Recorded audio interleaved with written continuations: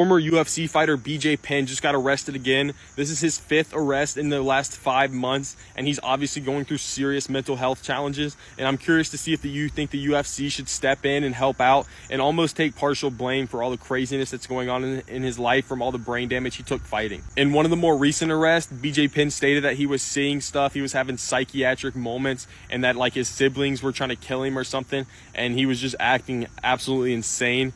And there's no other thing to blame than just straight up brain damage. And how did he get the brain damage? From the UFC and fighting?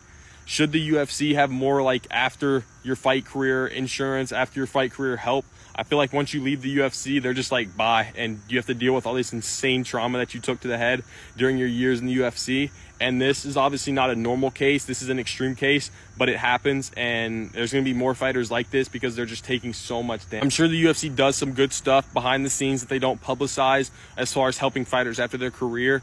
But there isn't like a set in stone process that UFC fighters have where they get benefits after they retire from all the absolute wars that they were in while their fighting career was going on. And this is an extreme case, but there's smaller cases that still need help. And I think the UFC should do a better job of helping their fighters after their career.